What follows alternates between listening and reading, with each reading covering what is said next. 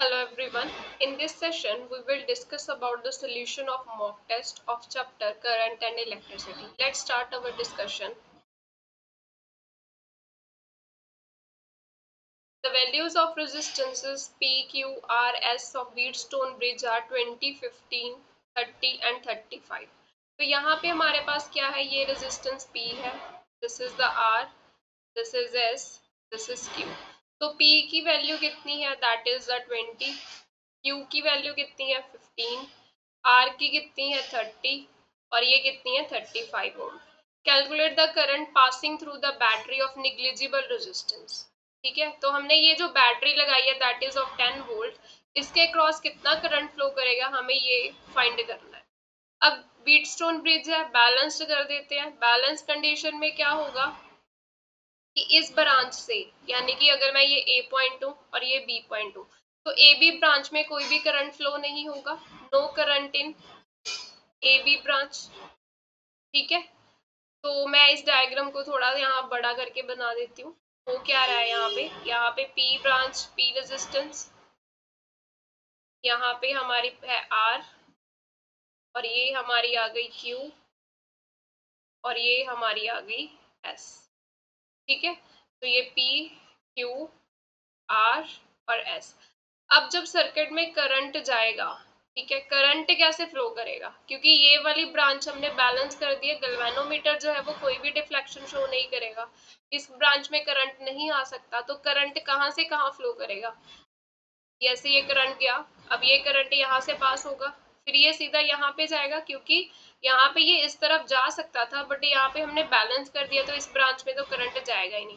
मतलब करंट यहाँ से यहाँ तक जाएगा, फिर कुछ करंट यहाँ से यहाँ तक जाएगा और वो करंट यहाँ से बाहर निकल कर हमने जो यहाँ पे बैटरी कनेक्ट किया उस पर पास होगा. ठीक है, तो पहले देखो ये P एंड R रेजिस्टेंसेस ये सीरीज में लगी हुई हैं.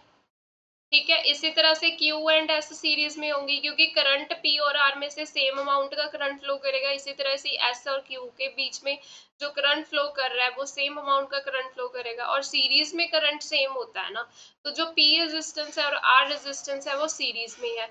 तो सीरीज में है तो इक्विवेलेंट रेजिस्टेंस कितनी मिली, that is 20 plus 30 which is 50 ohm. इसी तरह से Q और S है, वो भी सीरीज में है, तो ये कितना है हमारे पास 15 प्लस 35, ये कितना मिला हमें 0.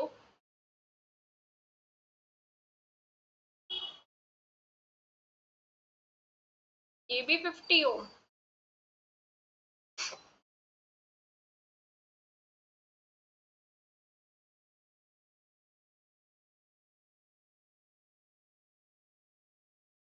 ठीक है, अब ये सर्किट कैसे बन गया हमारा, ये P और R की रेजिस्टेंस आ गई सीरीज में, ये 50 ओम मिल रहा है यहाँ पे, और ये Q और S की आ गई दैट इज ऑल्सो 50 ओम.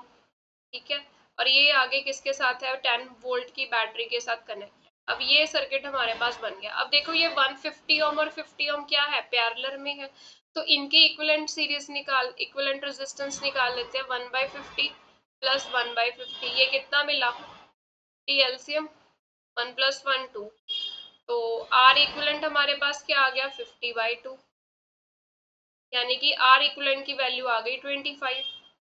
ठीक है, तो ये सर्किट जो है वो किस में कंप्लीट कन्वर्ट हो गया, इसका इक्विवेलेंट सर्किट मैं यहाँ पे बना रही हूँ. तो ये इक्विवेलेंट रेजिस्टेंस यहाँ पे कितनी लग जाएगी अब 25 ओम, और इसके क्रॉस बैटरी लगा दी हमने ये 10 वोल्ट. अब इसमें करंट कितना फ्लो करेगा, लेट से आई, तो आई निकाल लेते हैं. करंट करंट किसके इक्वल होता है, वोल्टेज ओवर रेजिस्टेंस के. वोल्टेज कितनी है 10 और डिवाइडेड बाय 25, ये अप्रोक्सीमेट 0.4 एम्पियर के इक्वल आएगा. सो ऑप्शन जो डी है that is a correct answer. Next question, EMF of a battery is 86 volt. ये ईएमएफ गिवन है 86 वोल्ट की. इंटरनल रेजिस्टेंस इसकी दी गई है 1 ओम. ठीक है, यानी कि स्मॉल आर की वैल्यू क्या है 1 ओम है. डायग्राम हमें ये शो है, हमें क्या बताना है, कितना करंट जो है बैटरी ने ड्रॉन किया. ठीक है, अब देखो पहले इस सर्किट को ध्यान से देखते हैं. यहाँ पे मैं बड़ा करके बना देती हूँ. ये बैटरी हो गई, ये 7 ओम रेजिस्टेंस है. ठीक है, ये 3 ओम रेजिस्टेंस है और ये हमारे पास 4 ओम की रेजिस्टेंस है. ये 8 ओम की रेजिस्टेंस है, ये 2 ओम की रेजिस्टेंस है और इस तरफ ये 10 ओम की रेजिस्टेंस। अब हमें देखना है कि इस बैटरी में कितना करंट ड्रॉ किया। ठीक है, इसकी कुछ इंटरनल रेजिस्टेंस स्मॉल आर की वैल्यू गिवन है 1 ओम और ये 86 वोल्ट की बैटरी जो है वो लगी हुई है। ठीक है, अब पहले देखो इस सर्किट को सॉल्व करते हैं। अब ये जो 8 ओम है, 10 ओम है और ये 2 ओम है, ये सारी सीरीज में होंगी क्योंकि ये नोडल है ना। करंट देखो यहाँ पे डिवाइड होगा, करंट जो करंट 8 ओम से पास होगा वही सेम करंट 10 ओम से पास होगा, वही सेम करंट 2 ओम से पास होगा। तो ये जो 8 ओम है, 10 ओम है और 2 ओम है, ये रेजिस्टेंस किस में है? सीरीज में है। तो ये इक्विवेलेंट रेजिस्टेंस इनकी कितनी बन जाएगी? 8 प्लस 10 प्लस 2 दैट इज 20 ओम। तो ये सर्किट किस में चेंज हो गया? हमारा छोटा हो गया। अब इक्विवेलेंट सर्किट बना लेते हैं। ये 3 ओम हो गया, इस तरफ लगी हुई है 7 ओम और ये 4 ओम है इस तरफ, और ये हमारे पास आ गई 20 ओम। अब देखो ये 20 ओम और 4 ओम क्या है? पैरेलल है। तो इसकी इक्विवेलेंट रेजिस्टेंस भी निकाल लेते हैं, दैट इज 1/4 प्लस 1/20। इसका एलसीएम लिया 20, that is 5 plus 1 which is 6/20। तो आर इक्विवेलेंट क्या मिला? 20/6 2 10 और 3। तो इक्विवेलेंट रेजिस्टेंस इनका पैरेलल कॉम्बिनेशन से आया 10/3। तो ये सर्किट फिर से कन्वर्ट हो गया कैसे? यहाँ पे 3 ओम रेजिस्टेंस है, अब यहाँ पे ये रेजिस्टेंस कितनी लग गई? 10/3 की और ये 7 ओम की, और यहाँ इसकी खुद की इंटरनल रेजिस्टेंस यहाँ पे लगी होगी, दैट इज 1 ओम। ठीक है, अब देखो ये सारी रेजिस्टेंसेस सीरीज में है, 3 ओम 10 ओम 7 ओम, और ये इंटरनल रेजिस्टेंस ये सारी क्या है? सीरीज में है। तो इसकी आर इक्विवेलेंट कितनी आ जाएगी? That is 7 ohm plus 3 ohm plus 10/3 plus 1। ये कितना मिला? 7 3 10 प्लस 1 11 प्लस 10/3।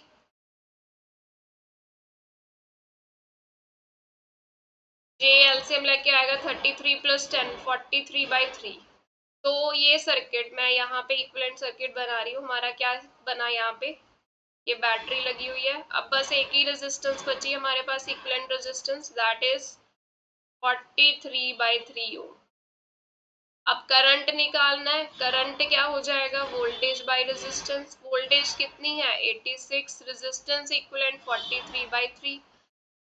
इसको सॉल्व कर लेते हैं, ये 2 पे जाएगा, 43 इंटू 2 क्या होता है? 3 2 6 86 होता है। तो ये करंट कितना मिल गया हमें? 6 एम्पियर। तो ऑप्शन डी जो है that is the correct answer. हमने जस्ट सबसे पहले इस सर्किट को सिंप्लीफाई करना है, छोटा करते जाना है, इक्विवेलेंट सर्किट बनाते जाएंगे, लास्ट में हमारे पास क्या आ जाएगा? करंट की वैल्यू आ जाएगी। Calculate the number of dry cells, each of EMF 2 volt, internal resistance 1 volt, that is joined in the series with the resistance 30 ohm, so that a current of 0.8 ampere passes through it. अब हमें पता नहीं है कि sales कितने हैं। Let's say कि हमारे पास कितने हैं? n नंबर ऑफ सेल्स जो है वो हमने कनेक्ट किए हैं। ठीक है, इंटरनल रेजिस्टेंस उनकी सब डाटा गिवन है, सीरीज में कनेक्ट है। तो n सेल्स ले लेते हैं, ये फर्स्ट सेल आ गया, ये सेकंड सेल आ गया, ये थर्ड सेल आ गया, अप टू ये n टाइम्स हमारे पास ऐसे कनेक्ट है। अगर n टाइम्स कनेक्ट है तो इक्विवेलेंट ईएमएफ क्या आ जाएगी? n इंटू इनकी ईएमएफ कितनी है? सबकी 2 है, तो ईएमएफ कितनी आ गई? 2n। इक्विवेलेंट रेजिस्टेंस क्या आ जाएगी? सबकी इक्विवेलेंट रेजिस्टेंस 1 ओम गिवन है, तो वो कितनी आ जाएगी? nr, यानी कि n इंटू 1। तो ये अगर हम इसको सर्किट ड्रॉ करें अब, तो यहाँ पे इक्विवेलेंट ईएमएफ कितनी है? 2n। इनकी इंटरनल रेजिस्टेंस कितनी है? n into 1। ये किसके साथ कनेक्ट है? एक्सटर्नल रेजिस्टेंस दैट इज 30 ओम। ठीक है, और इसमें से करंट कितना फ्लो कर रहा है? That is 0.8 ampere. ये सर्किट बन गया हमारे पास। तो हम यहाँ पे करंट निकाल लेते हैं। करंट क्या आएगा? टोटल वोल्टेज कितनी है इस सर्किट में? ईएमएफ कितनी है? EMF upon resistance, voltage over resistance ही तो होती है। करंट क्या होता है? V बाई R ही होता है। तो यहाँ पे ईएमएफ कितना है? That is 2n। ठीक है, रेजिस्टेंस कितनी है सर्किट में? दैट इज n प्लस 30 ओम, और करंट की वैल्यू हमें गिवन है 0.8, तो ये 2n ओवर n प्लस 30, 8/10 कर दे यहाँ पे।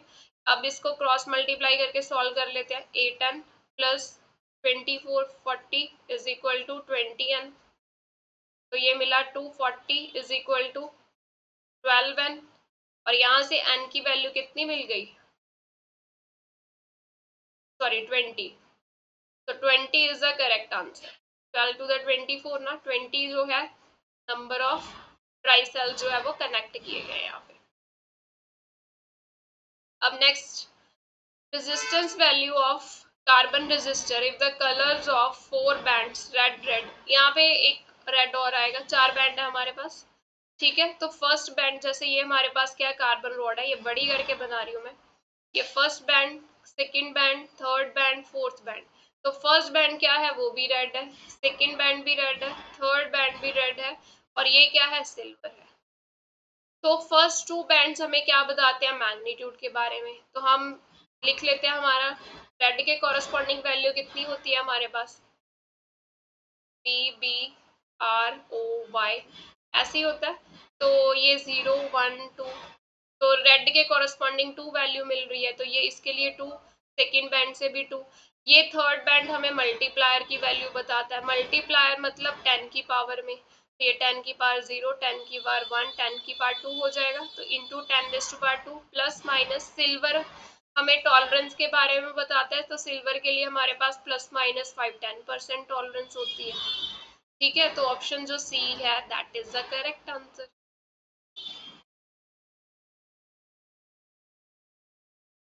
Next question, engine uses a 30 ampere current, resistance offered is 15 ohm, calculate the power consumed by engine in the horsepower। अब पावर क्या होता है हमारे पास, formula power is V into I, ठीक है।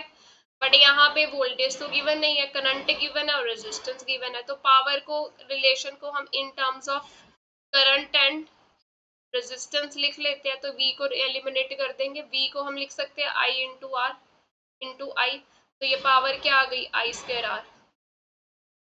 अब इसमें फॉर्मूला फिल कर देते हैं वैल्यूज अपनी। I कितना है 30 का स्क्वायर, रेजिस्टेंस कितनी है 15, तो ये कितना मिला 900 इंटू 15, 9 135, तो ये हमारे पास इतनी पावर की वैल्यू आ गई, दैट इज वॉट। वॉट में आई, हॉर्स पावर में पूछी है, 1 वॉट किसके इक्वल होता है, 746 हॉर्स पावर। तो इसको हम कम कन्वर्ट कर देंगे, तो हमारे पास यहाँ पे अप्रोक्सीमेट जो पावर आएगी that is approximately 18 HP। Option A जो है that is the correct answer.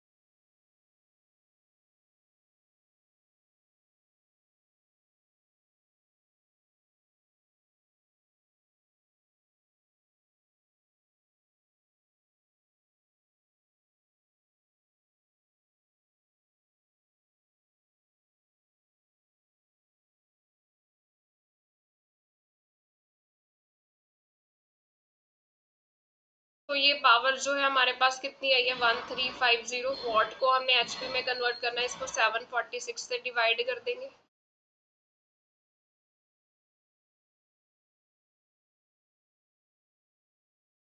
तो ये अप्रोक्सीमेट 18 HP मिलेगी हमें।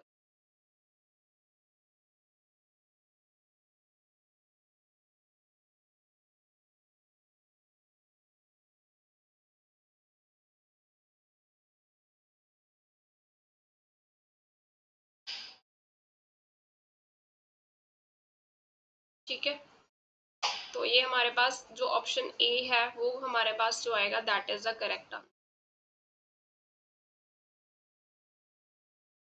6 what.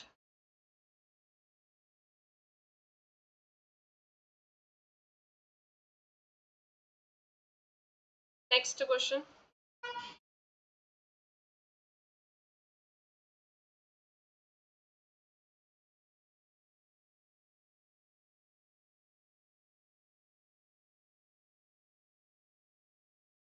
two resistors are connected in the parallel whose resistance values are in the ratio this। resistance की ratio हमें given है 3:1, और ये रेजिस्टेंस किस में लगी हुई है, पैरेलल में लगी हुई, पैरेलल कॉम्बिनेशन गिवन है हमें। Ratio of power dissipated, power की हमें पहले रेजिस्टेंस के साथ वेरिएशन देखनी चाहिए। अब हमें पता है पैरेलल कॉम्बिनेशन में क्या सेम होता है, वोल्टेज या पोटेंशियल डिफरेंस जो है वो सेम मिलेगा हमें। ठीक है, वोल्टेज जो है क्रॉस द टू रेजिस्टेंस वो सेम मिलेगी, या पोटेंशियल डिफरेंस बोल सकते हो। तो पावर का relation in terms of V and R लिख ले, तो VI हमारे पास जो है पावर का रिलेशन होता है। तो इसको हम किस फॉर्म में लिख सकते हैं, V और R की फॉर्म में। I को रिप्लेस कर दिया V बाई R के साथ, तो पावर किसके इक्वल आ गई, V स्क्वायर बाई R। अब देखो V तो सेम है, ठीक है, तो पावर किसके साथ वेरी कर रही है, इनवर्सली रेजिस्टेंस के साथ वेरी करेगी। तो अब हम रेशो निकाल सकते हैं, वेरिएशन हमें पता चल गई है, P1 upon P2 that is equal to R2 upon R1। अब हमें R1 ओवर R2 की रेशो गिवन है, ठीक है, तो इसको रेसिप्रोकल कर देते हैं, तो पावर की रेशो हमारे पास क्या आ जाएगी, 1/। तो ऑप्शन ए जो है that is the correct answer.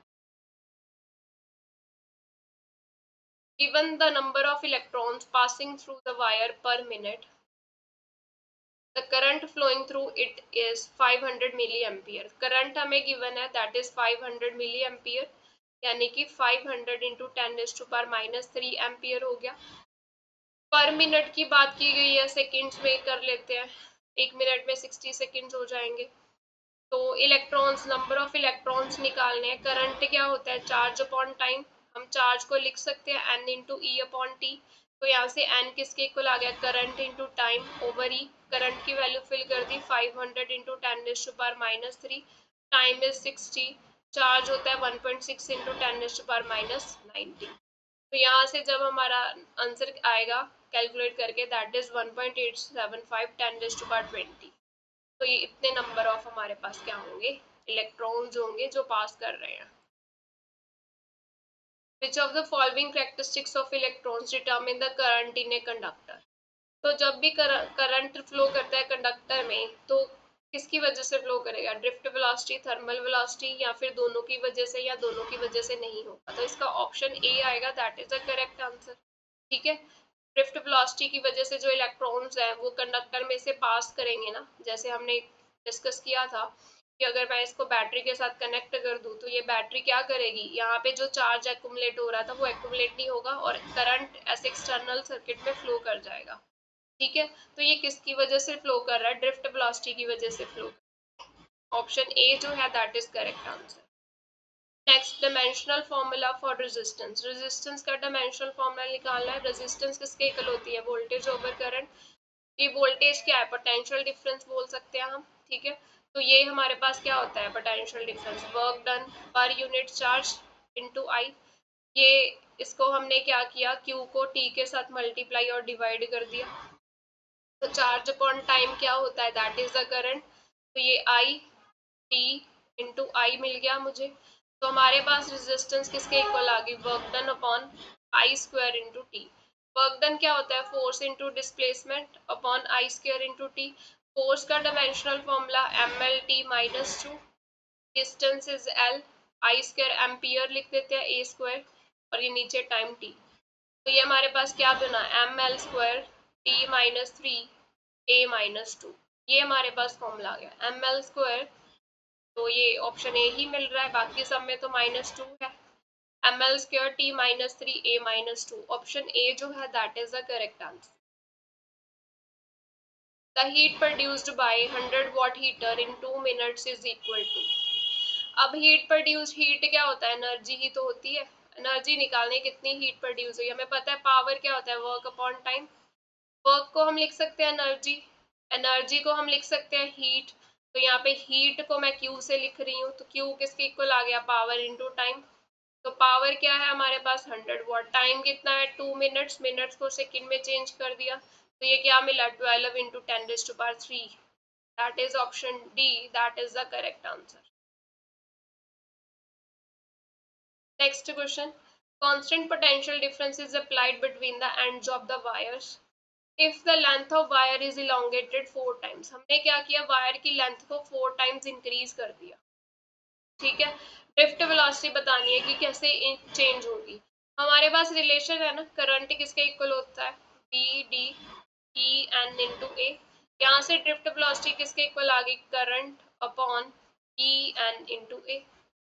अब करंट को हम लिख सकते हैं voltage over resistance, R E N A, और रेजिस्टेंस का फॉर्मूला हमें पता है कि that is rho L by A होता है। ठीक है, तो ये हमारे पास ड्रिफ्ट वेलोसिटी किसके इक्वल आ गई, rho L by A E N into ए से ए कैंसिल हो गया, तो ड्रिफ्ट वेलोसिटी की मिली हमें एल रो ई एन, ये मिल गया relation.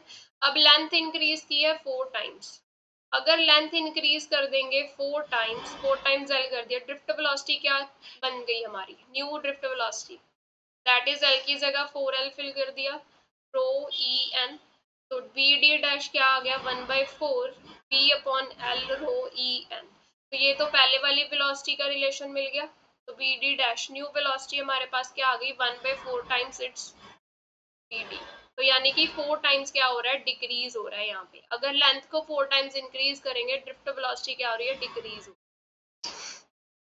Next question, a student's 9 volt 75 watt portable radio was left on, तो एक स्टूडेंट का रेडियो ऑन रह गया कितने बजे से, 9 pm से until 3 am, how much charge was passed to the wire, कितना चार्ज पास हुआ वायर से, तो यहाँ पे पावर कितनी है, दैट इज 7.5 watt, वोल्टेज कितनी है 9 वोल्ट, पावर हमें पता है क्या होता है आई इंटू बी, तो यहाँ से करंट की वैल्यू पता चल जाएगी P अपॉन बी। ठीक है, करंट पता चल गया तो हमें चार्ज भी पता चल जाएगा, चार्ज करंट क्या होता है चार्ज अपॉन टाइम, तो यहाँ से चार्ज अपॉन टाइम किसके इक्वल आ गया P अपॉन बी, चार्ज किसके इक्वल आ गया P upon B into T. अब इसमें वैल्यूज फिल कर देते हैं, P कितना है, पावर कितनी है 7.5, वोल्टेज कितनी है 9, टाइम कितना है, अब 9 pm से 3 am कितने टाइम हुआ, 6 आवर्स हो गई है, 6 आवर्स हो गए ना, इसको सेकेंड्स में चेंज कर लेते हैं, 3600 के साथ मल्टीप्लाई कर दिया, तो ये हमारा टाइम हो गया, तो यहाँ से हमारे पास जो चार्ज मिलेगा दैट इज 18,000,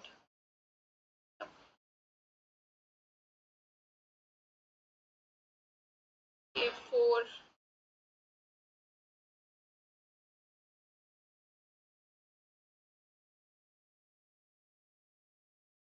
ठीक है, ऑप्शन सी मिलेगा।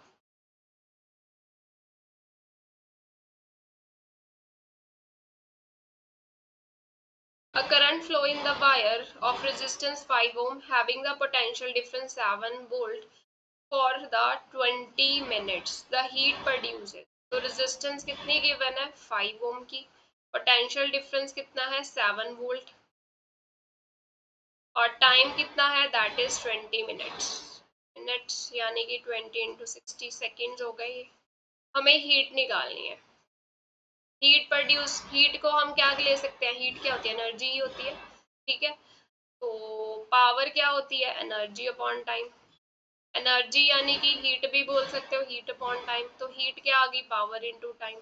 अब देखो यहाँ पे V और R गिवन है, तो पावर का relation in terms of V and R क्या आ जाएगा, पावर क्या होती है वोल्टेज इनटू करंट, वोल्टेज हम हमें यहाँ पे करंट नहीं ना गिवन, तो करंट को रिप्लेस कर देते हैं, V बाई आर आ जाएगा, तो पावर क्या मिली V स्क्वायर अपॉन आर, तो यहाँ से फॉर्मूला आ गया V square upon R into T.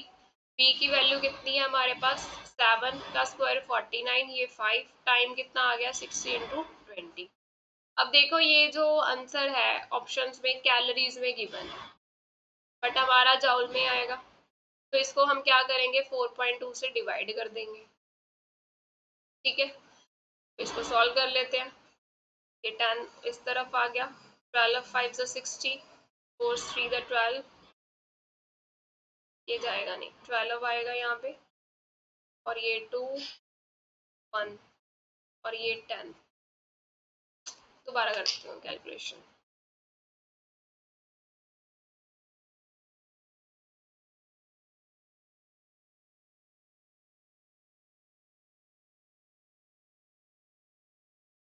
B square कितना है यहाँ पे बी स्क्वायर है, बी स्क्वायर मतलब 7 का square 49, R is 5, time is 20 into 60। अब ये जाउल में आएगा, जाउल को कैलोरी में कन्वर्ट करना है, तो इसको 4.2 से डिवाइड करेंगे। ठीक है, तो इसका डेसिमल हटा दिया, ये 10 ऊपर चला गया, 5 4 ज़ा 20, ठीक है, 2 टू द 4, ये 2 द 4 1, 7 3 the 21, 7 7 the 49, 3 2 the 6। ये हमारे पास क्या बचा अब, 7 into 2 into 20 into 10, 7 to 14, 14 to 28, 100। So option D जो है that is a correct answer. ये कैलोरी में आंसर आया हमारा। Next, in the potentiometer of wire of length L, EMF जो सेल की है वो V गिवन है। It is balanced at the length L by 3 from the positive end of wire.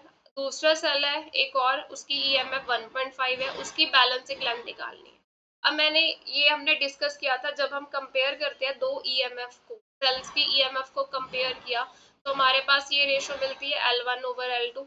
L1 L2 क्या है, बैलेंसिंग लेंथ है इसकी। तो E1 फर्स्ट सेल की ईएमएफ कितनी है, V, ठीक है। E2 दूसरे सेल की ईएमएफ कितनी है, 1.5 V। L1 फर्स्ट सेल की बैलेंसिंग लेंथ कितनी है, L by 3, और L2 तो हमें निकालनी, तो ये V से V कैंसिल हो गया। L2 किसके इक्वल आ जाएगा, L by 3 इंटू 1.5। तो L2 की वैल्यू क्या मिली हमें, दैट इज 15/10, 3 5 15, और ये 2, तो आंसर क्या आया, L by 2, L by 2 option B, that is the balancing length. In the meter bridge, balancing length from the left end of resistance are, left and से हमने क्या किया है, एक स्टैंडर्ड रेजिस्टेंस लगाई हुई, नाउन रेजिस्टेंस है, ठीक है। It is found to be 20 centimetre. Value of unknown resistance हमें फाइंड कर। अब मीटर ब्रिज में हमारे पास क्या था, एक वायर थी, यहाँ पे हमने क्या किया, एक रेजिस्टेंस लगाई हुई है, ठीक है, और यहाँ पे गैल्वेनोमीटर था जो कि लगा हुआ है। ये बैलेंसिंग लेंथ है, ये कितनी गिवन है, 20 सेंटीमीटर, और यहाँ पे एक रेजिस्टेंस लगाई हुई थी कनेक्शन में, ठीक है। तो ये क्या है, मान लो ये स्टैंडर्ड रेजिस्टेंस मान लो है, ये रेजिस्टेंस एस है, मान लो आर है, वो निकालनी है, ठीक है। तो हम रेशो कैसे लेते हैं, ये डिस्टेंस कितना आएगा, दैट इज 80 सेंटीमीटर। तो इसकी रेशो इसके साथ लेंगे 1/20, दैट इज R over 80, ठीक है। ये ट्रिक है ना इसको याद रखने की, फॉर्मूले की, कि ये रेजिस्टेंस के कॉरस्पॉन्डिंग ये लेंथ आ रही है, तो इन दोनों की रेशो R/80। तो यहाँ से R की वैल्यू क्या आ जाएगी, एक सेकेंड,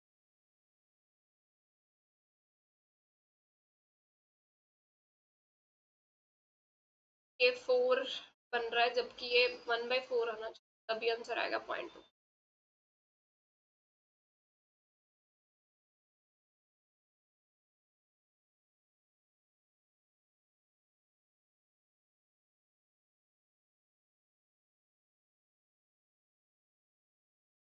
या हम देखें हमारा फॉर्मूला जो आया था वो क्या आया था, R/S is equal to 100 over, sorry this is L over 100 minus L। फॉर्मूले से कर लेते हैं।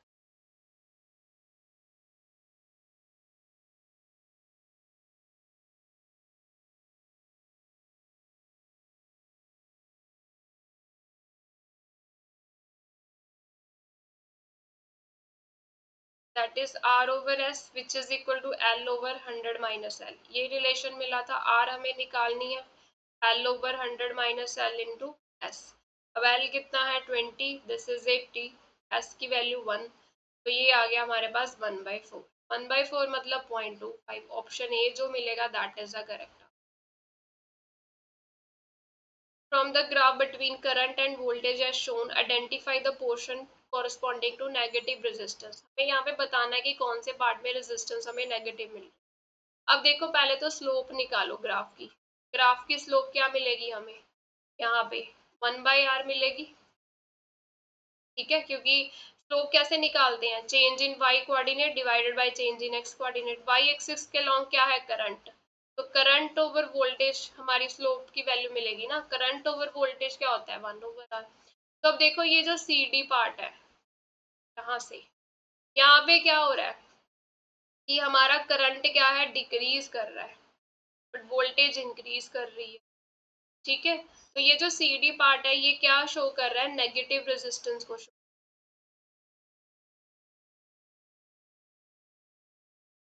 सो ऑप्शन सी जो है that is the correct answer. Internal resistance दी गई है हमें सेल की, ईएमएफ दिया गया है। चलो बना ही लेते हैं diagram. EMF is 2 volt, internal resistance हमारे पास है 0.1 ohm, it is connected to external resistance that is 3.9 ohm. The voltage across the cell will be,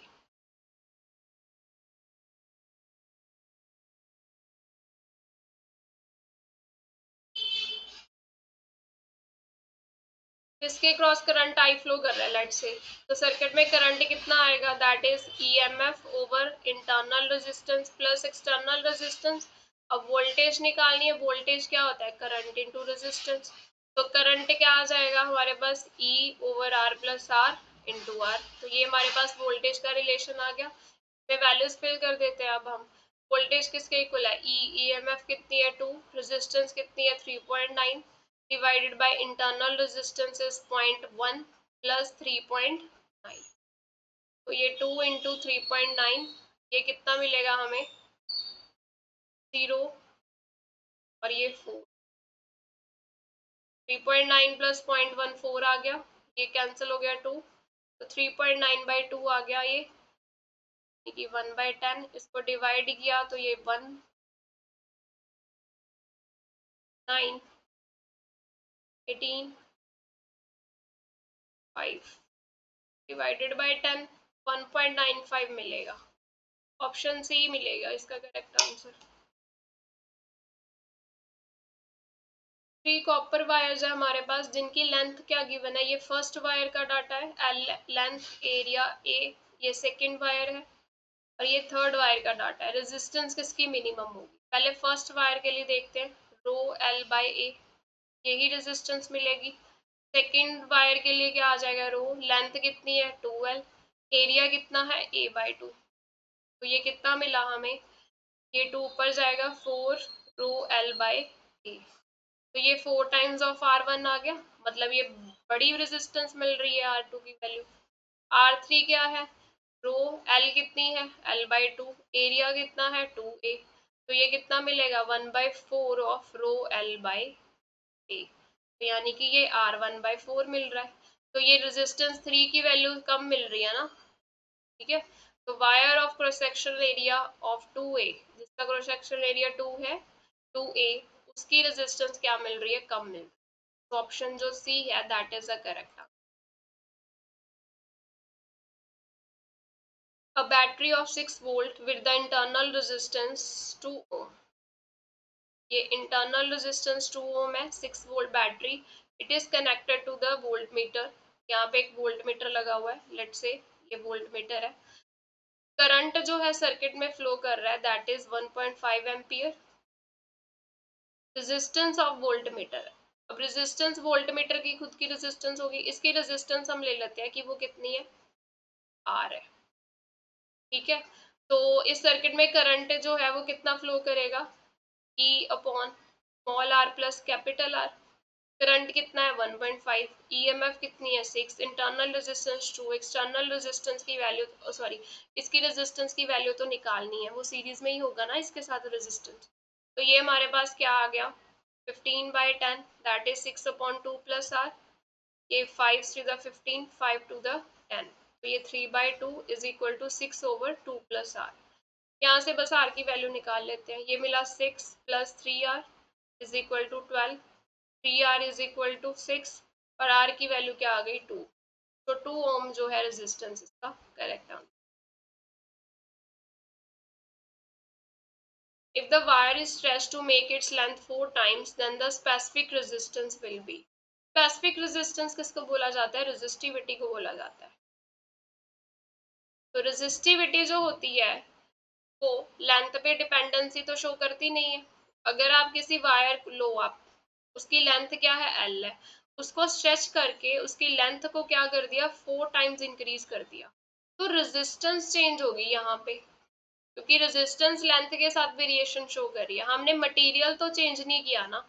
resistivity जो होती है वो प्रॉपर्टी होती है मटेरियल की, हमने सेम ही वायर ली है, मटेरियल जो है उसको तो चेंज नहीं किया, तो यहाँ पे जो स्पेसिफिक रेजिस्टेंस है वो चेंज नहीं होगी, अनचेंज रहेगी, बिकॉज जो रेजिस्टिविटी है वो लेंथ पे डिपेंडेंस नहीं शो करती, वो मटेरियल की प्रॉपर्टी है, ठीक है। तो यहाँ पे जो बी ऑप्शन है that is the correct answer.